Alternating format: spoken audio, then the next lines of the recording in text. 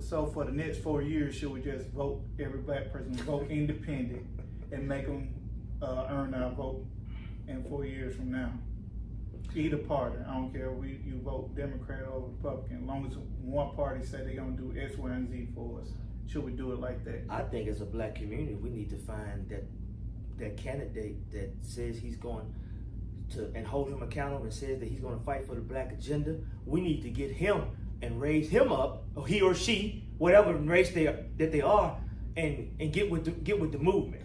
But the problem is when you get momentum on things that are against the grain, it often gets shut down in some shape, form, or fashion. That's why I say just these next 4 years, get ready to just lose them. Just vote independent. Vote, So in vote essence, for your state, yes, sir. your Congress and Senate, and say just bump the presidential election, and because Biden ain't saying nothing about black people. He said we should vote for him just because he's black. Okay. Well, I would say this. Seems like you're saying that, like, let's don't vote for the presidency. Let's vote for the local governments and vote independent. Don't vote for neither Democrat or Republican. Right. Make them deserve Yes, our sir. vote. I say, whoever we vote for, whoever you decide, whoever's listening to this podcast today, whatever your opinion is on voting candidates, this is a free country. You have the right to do so. We can agree to disagree. But I say, whoever you vote for, hold them accountable. How many times do we go back to the president after he's in there for a year and do a recap of the year? How many times do we talking about protesting? Why can't we get on the lawn of the White House and discuss this and bring it to our demand? What organization is doing that? Can y'all enlighten me? Does Al Sharpton go? Does the Rainbow Coalition do it? Does the NAACP do it? We got to hold them accountable. Holding them accountable to what? What are we asking for? Good. That's a good point. So I'll say, whatever we're asking for, if we don't get it, we need to go back and hold them accountable. If you said you're going to lower taxes, you're going to stop police brutality, you're going to make more jobs for the black community, and you don't do so, then they need to be called out. Because a lot of times the only way you can effect change on a situation is shine the light on it. Right. What about reparations? Wow. That's an excellent question. So if we come out and as I think 44 million black people in the United States, we ask for reparations. And if no president said they don't give us reparations, we shouldn't vote for that president. I think reparations is a great idea. My question is, what we waiting on? They're compensating the Indians. They're giving them a reservation. They're giving them casinos. And in certain places, Indians can go to college for free. Yeah. So quit playing. Because if my memory serves me correct, I'm supposed to have 40 acres and a mule. And Asians getting reparations too. Asians getting reparations. The Jews got reparations. Yeah. Foreigners come over here and get tax breaks to open up businesses. And like my brother said, he had trouble getting a car loan. So I think we go out and vote and affect change. That sounds good. What are our demands? Right. What is the change that we're trying to What are we looking for? And guess what? It is proven that a long laundry list of things not gonna get done. So can the black intellectual community, or just the black community, can we get together on these are 5 things that we want to affect change, we want you to change, and we'll vote for you. And if you on radio, you on television, you say I'm going to do 1, 2, 3, 4, 5, then we come back and hold you accountable and call you out. So I'm a big Dr. Clark Anderson fan. You know who he is. So Dr. Clark Anderson said we need to have that bag, the money, and go to these politicians, and then demand. That's how we get what we want. Well, that's what the lobbyists do. So if this is what we have to do, we can be lobbyists. So they have the bag in the form of donating to your campaign. Right? So, and you better well know that when Ford Motor Company donates to the campaign, Ford Motor Company gets what they want, what they ask for. Amazon, he gets what he asked for. GMC, the automakers get what they ask for. So that goes back to we're talking about economic empowerment. If we need to play the game that way, if that affects change, I'm all for that too. But we got to do something instead of saying the reason why we're in this predicament in 2020 is because y'all didn't get out and vote. That's not even 1% of why we in this situation. Nope. We're in this situation because you still got people that don't want to respect the black man, and they want to get you jacked up in this penal system so they can put you back in modern day slavery and get free labor. Because it is a business. It's a business. $1 billion business. Yes, and yes, sir. It is. So we have to pay money to get our reparations. That's basically what we have to do. Well, not necessarily saying we have to pay money to get reparations, If but we have to come with the bag to get what our agenda done, I mean, we have to pay. no, we're not paying for reparations. We paying to get our voices heard. We're not paying for reparations. Because if we don't give another donation to no campaign, they need to cut a check to every African American in this country. Because I may not have been in physical slavery, but my forefather was. And I'm sorry, fellas, where's my 40 acres and a mule? I can do a lot with 40 acres right now. Right. What? I mean, 40 acres? I don't know about the mule. I just have them out there, just you know, as a pet. Right. But I understand your point about you're basically saying like it's almost like we got to pay to get paid. I think that whatever tactic that we need to follow some processes that will get us in some doors that is going to get people to listen to us. Don't necessarily mean that if I give you a donation, the donation itself, that just opens the door for you to get in there with the elite and you begin to talk. But I don't even think, I just think that's a bit extreme, because if you're a man of your word and you said you're going to do something, you need to do it. But we're talking about business. Yeah. And what we're talking about is Absolutely. having business Well, for our people. Yeah, absolutely. So if that's what we need to do to get a seat at the table, we got $1 trillion spending power and we spend a lot of it on nothing. Right. So maybe we hold off from the Gucci and the Prada, the Brooks Brothers suits, Ralph Lauren, Nike. Maybe instead of getting a $80,000 Tesla, we get a $40,000 Tesla. So that what we're doing is talking and having ideas to where we can come up with something. Right. Because all these corporations, lobbyists, make donations to campaigns of these presidents, and when they get in office, they don't forget them. No, They don't forget them. Now, they might forget you. I rephrase that. They gonna forget you. But we got your little vote. Right. Well, it's an incentive. I like that. I like that word. It's not necessarily right. Yes, sir.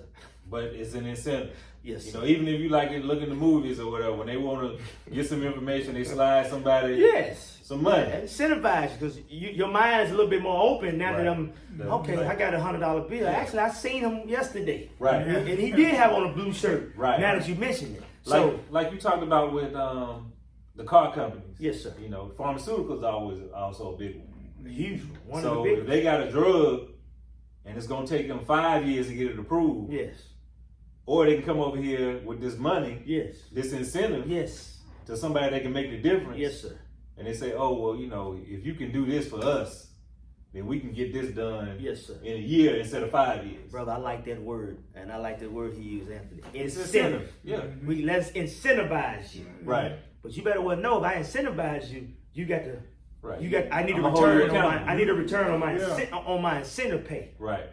So man, And I like that bigger word. than the word. That's true. I like Bigger that. than your word. I like that, because you can tell me all day what you're gonna do, Right. but until you come and do it, you ain't did nothing. Right. And that money moves. That's true. And 9 times out of 10, the money is just, the person giving the money is a person that does not have power. That's true. If you have the money, then typically you have the power. Right. So if I give you this money Right.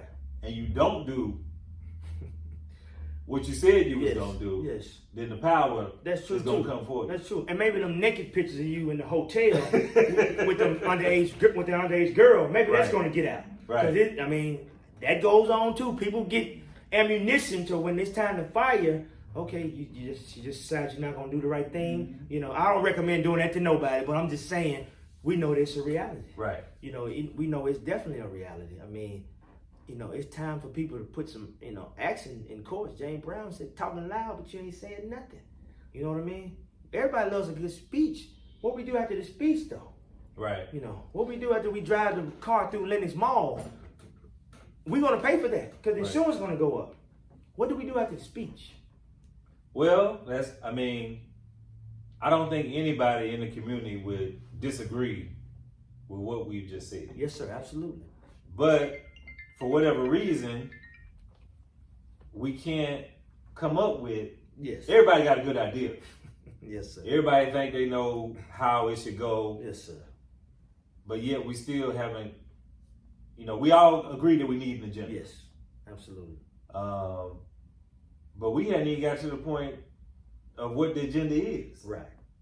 And if we have, once we come up with the agenda, who is going to be in charge of Right. putting that agenda forward? Right. Who's You know, going to 'cause be the the- gatekeeper? Right, because the days of it just being one person is over with. you Yeah, know? it's not going to work. Yeah, it's too much going on. Right, Things so- happen way too fast now to be saying no. Kudos to Reverend Al Sharpton, but things are happening too fast for us to say, well, Rev will get it. Right. Jesse Jackson get it. Right. Man, that man, I mean, come on. So we need some new leaders. Yeah, I think you said it best with when you said we need to be outside of the box. Yes. You know. That the agenda can't fit within the old Right. or even the current Right. groups that we have. Right. It's gonna have to be a new group, at Right. least in my opinion, Yes. to present that. Because the older ones, you know, it's almost like when you want to reorganize a company. Right. Typically, they get rid of all the old folks. Right. Yeah, you gonna You can't yeah, you outta can't here. come in with a new vision Right. under the same people that, Yeah. that had the mentality of, Yeah. of well, this is the way we've always Yeah. done it. Yeah, there'll be surplus off top. Right. Before they even get the ink dry, they're going to surplus them because not only do they want a new regime, they want to pay them less. And a 21-year-old may have less responsibility than a 46-year-old or 56-year-old. Right. So they can, instead of paying them 60, we can pay them 30. So we have eliminated pension and we starting over fresh. But I believe the agenda needs to be, and I just had to keep going back to it, this is an economic agenda.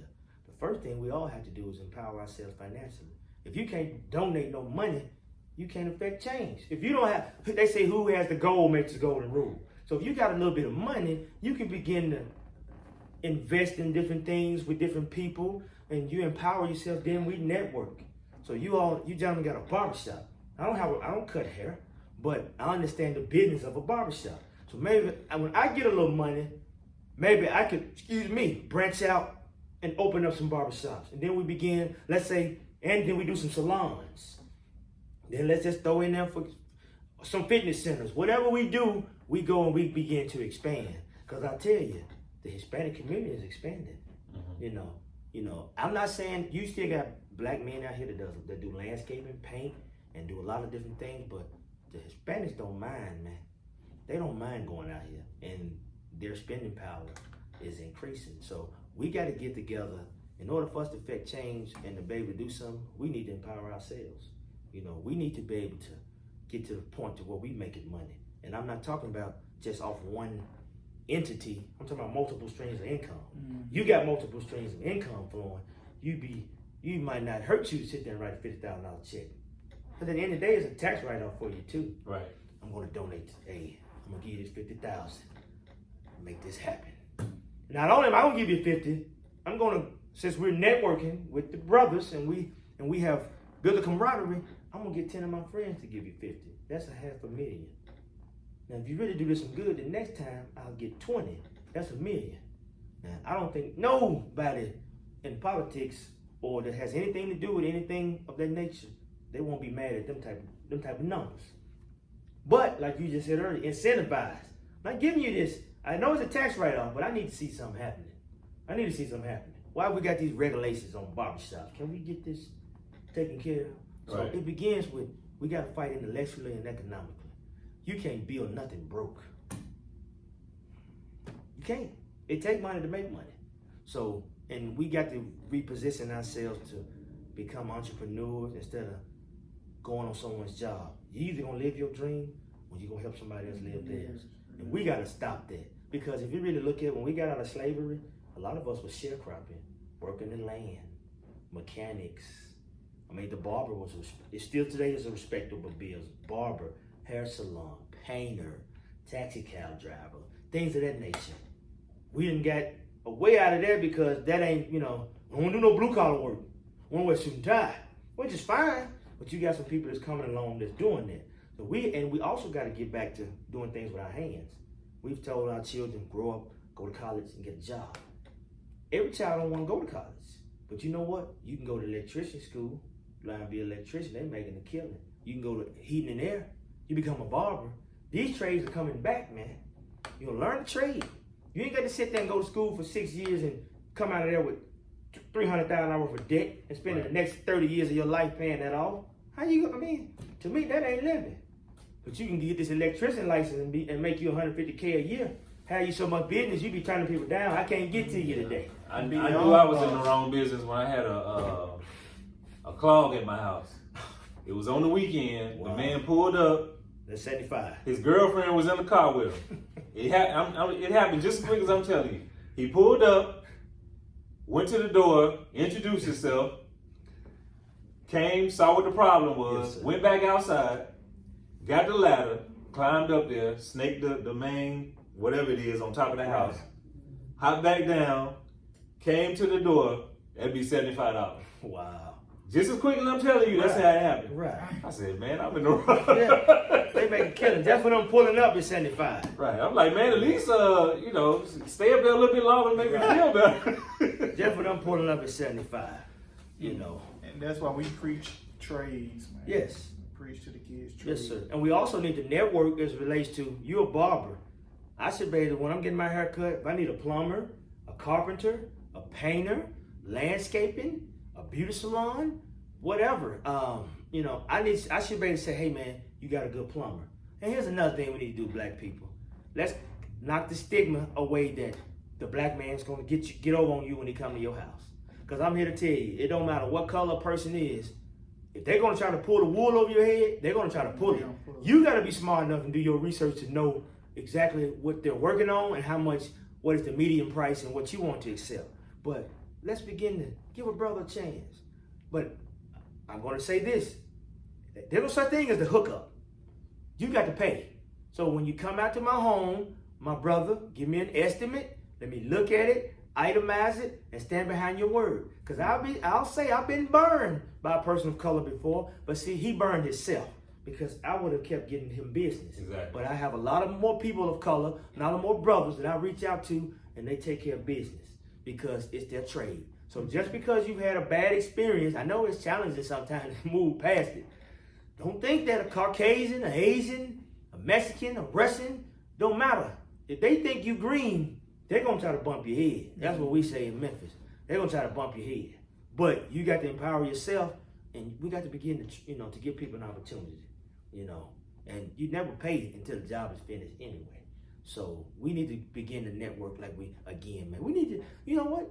We really need to start talking to each other more. We don't even talk no more, man. We don't speak. You speak to them, what we do? Dude, is your neck broke? Right. I mean, I get it. Hello, how are you? What's going on? I mean, let's interact, man. What's up, brother? Versus thinking, He wants something from man, me. what's up? I ain't got no money, man. Yeah. Dude, I just said good morning. Yeah. So we need to not be afraid of our own shadow, and we need to interact with one another, man, because at the end of the day, as a people, we need each other. We need to bring back the black unit, the family. It is said that it takes a village to raise a child. In Africa, we was living in a village. They came and gathered us at the village. Now we're over here in America. So we got to adapt over here in America. So, but I will just say this, your attitude determines your altitude, and self-respect and etiquette will take you a long way. So if you feel like, hey, I'm a black person and I got a strike against me already, I want you to throw that out your mind right now. And just, from now on, I challenge you to just move forward, walking in your dignity and your self-respect, and etiquette, because I guarantee you that'll take you a long way. And keep God first.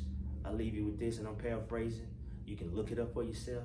In Matthew, Jesus said, seek ye the kingdom first, and everything will follow. I do believe if you get your priorities straight and you let him order your steps, he'll take you where you never thought you'll ever be able to go. And I want to say God bless you. Anything else, brothers? Boy, that was good, Greg. Y'all crazy. Boy, that was good. Boy, that's a sermon. Y'all I give you some tithe money, but I already sealed up the envelope. I need the tithe. Don't forget the tithe. Y'all crazy, man. That was good, though. Yeah, thank you. We That was appreciate good. you, Greg. Appreciate you, man. But this is Anthony, that's Joel, and we out. We out. And this is Gregory. Peace. Episode 3.